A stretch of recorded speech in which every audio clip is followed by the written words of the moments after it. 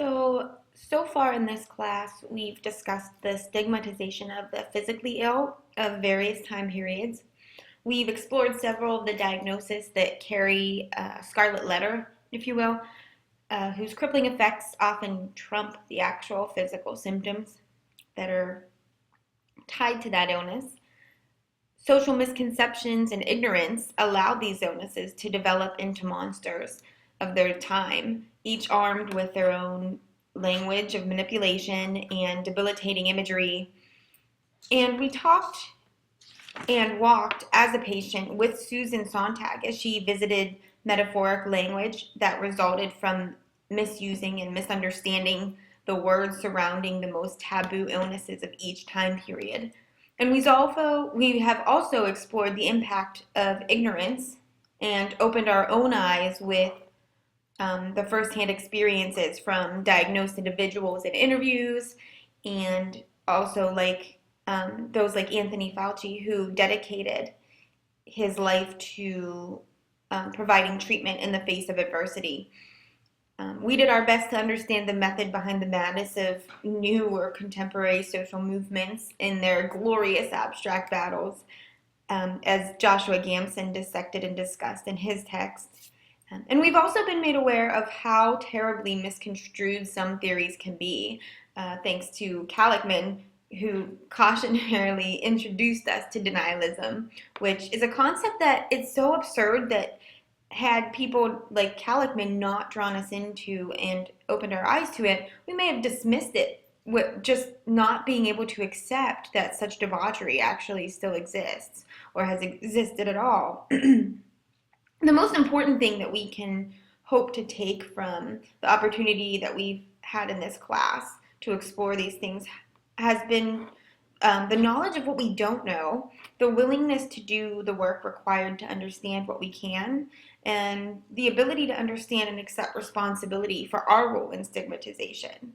That being said, I'd like to go into just touching on the topic that I think is of equal significance to me as cancer and AIDS to people like Susan Sontag and their generation, which is the illness of mental illness and the metaphors tied to it.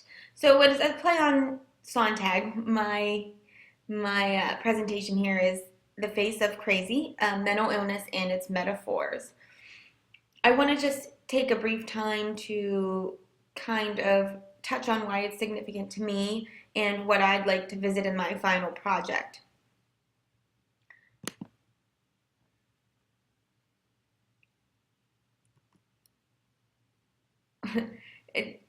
And then there's this shocking thing like, oh my God, crazy. You know, it's time to get shocked. This is kind of the response that you have when you tell somebody that you're crazy, or, you know, not me, it can't be me. Well, here's a couple of the reasons why it might be like that. So generally, the perception from a patient standpoint might look something along the lines of, I don't want to be medicated. Needles, pills, nope, not for me. Their family members might be concerned about looking like a bad parent or a bad support system, blaming themselves. There's a lot of patients who might want to go along the lines of, it's all in my head, I'll get over it, it's fine, I just have to think better, I have to be better. There's this tweet, if you will, rubber rooms and straitjackets are not my style. I'm not crazy. Patients, family, again, another one. Snap out of it, be happy. These are people who just don't understand, and it might seem, if you don't understand, if you don't have the feeling, you just want them to be happy. Just snap out of it, just be normal. And then there's the patients who are under the understanding that just like any medical illness, you can take a pill and feel better. If there's pills out there to treat this, why can't I wake up and be happy? So please give me that happy pill, fix me. The sources of these misconceptions and the perception and the way that we kind of see these things in media, entertainment, social, and historical. You think about it, and just the way throughout history mental health has been treated, we've come a long way. However, those images of the old school asylums, they're always on those ghost hunting TVs, are residual. People remember that. That's really a shocking image, and that might be the only thing that they have to base their understanding on. Again, in media and entertainment, for that shock effect, they're constantly using asylums and mental health patients as an object to prompt fear socially as well. Here's some stats. 1 in 4 adults are affected by a serious mental illness. 1/3 of them actually receive treatment, less than 1/3 of them. Suicide is the third leading cause of death in people ages 10 to 12. Global suicide, there's a global suicide every 40 seconds. Major depression disorder has an 80% success rate if treated. So that means that somebody diagnosed with major depression disorder has 80% chance, if treated, of returning to normal feelings and normal living. These are some resources that you can go to visit these, to find these stats, and you can go as a patient or a patient family member to kind of like make your way through and find your own type of support and find out information on your own. The next here is some tweets, if you will. Again, and I've chosen to kind of build this off of the concept of social media, because I'd like to explore that a little bit in my final project, as well as the use of the social media that we have today. It may be a trending thing, but the way that we might be able to use it to remove such stigmas and to kind of prevent the damage that it can cause in the future. So here's some of the possible perceptions of somebody's classmate. That new girl's always sad. She's such a Debbie Downer. What a fun sucker. The local news, we always hear, especially with the crime rate now, with the people who are doing the shootings, the Western Psych shooting, the Colorado shooting. Is mental illness to blame for the recent massacre? Is he going to plead insanity? Is it schizophrenia? Coworker, careful, he's been in the psych ward before. Psycho.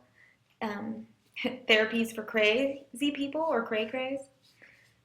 Dude, she's so OCD. How many times do we hear that one? She never stops cleaning. What a worry word. And then there's, bipolar, get out. She's probably going to be a beep. You've got that reputation, or you hear it used often. Like, she's bipolar, dude. She's got mood swings like crazy. She's so mean. That doesn't necessarily mean she's bipolar. It doesn't mean she's not, but it might mean that somebody's just kind of grumpy. And here's some stats surrounding this. And we think about the crime rate of people who are sick committing crimes, but often it's often the other way around. They're also more vulnerable and susceptible to violent crimes.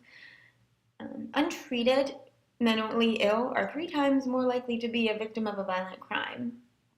Greater than 1/4 of seriously mentally ill have been victimized within the last year.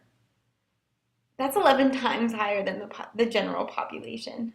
And also a stat is the longer that somebody waits to receive treatment, the longer it takes for the treatment to be effective or for the illness to go into remission. And the last one is 7.7 million schizophrenics in the US last year, and 40% of them were treated. So it's to say that we're just, out of all those people, 40% are only treated. Oops. So here's some resources where I got those, and these will give a lot more stats on the statistics of crime on the mentally ill. So the next images that I'm going to show, I just want to touch on. I actually Googled all of these terms and came up with the following images. And these were within the top 10. I mean, these were almost immediately, as soon as you Google, these are the images that come up. And I wanted just people to keep in mind that this is where people are getting a lot of their information. If anybody wants to know anything about anything, they go on to Google and just type it in. And if this is the only perception, this is the only visual that they've ever been able to tie to psychiatric illness, you can see where some of these very, very negative stigmas have come to play.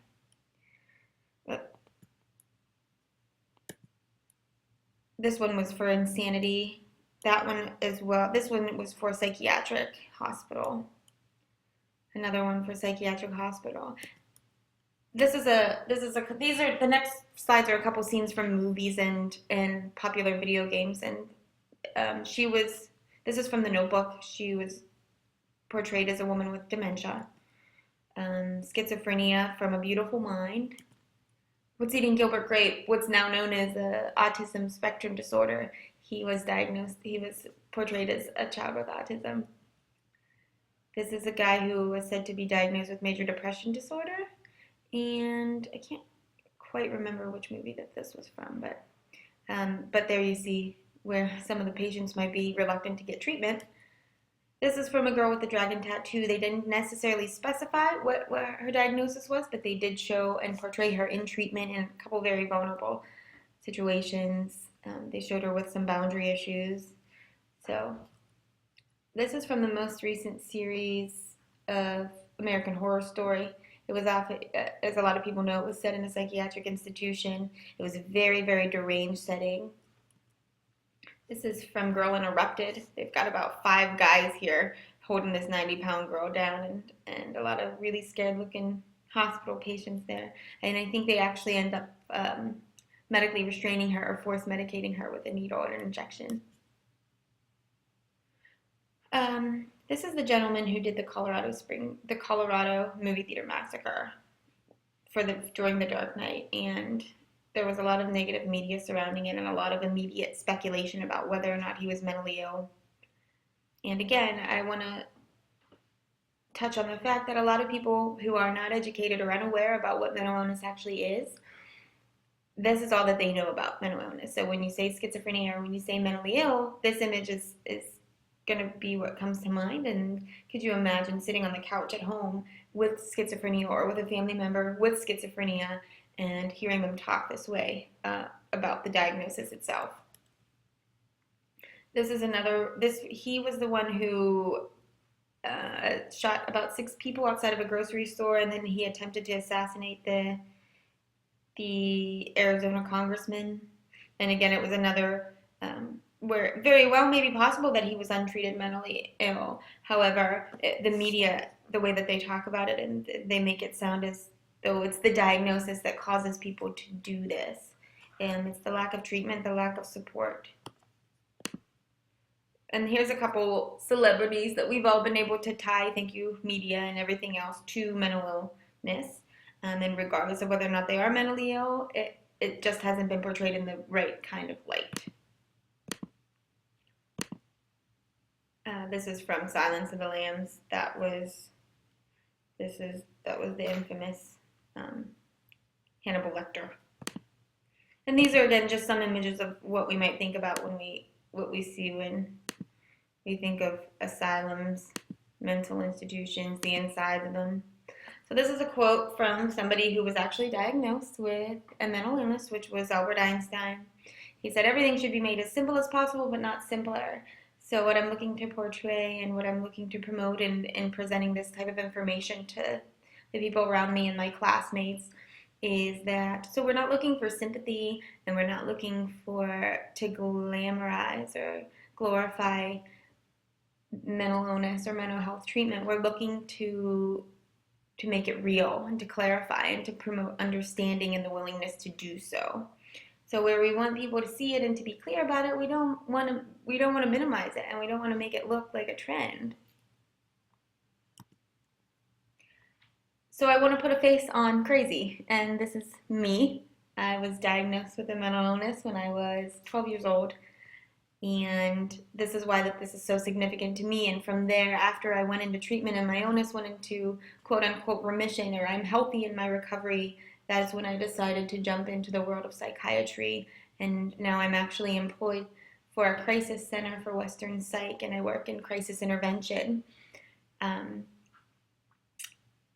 So there you have it, and I hope that my classmates I'll be able to enlighten some people and change some thinking, and or at very least get some people interested.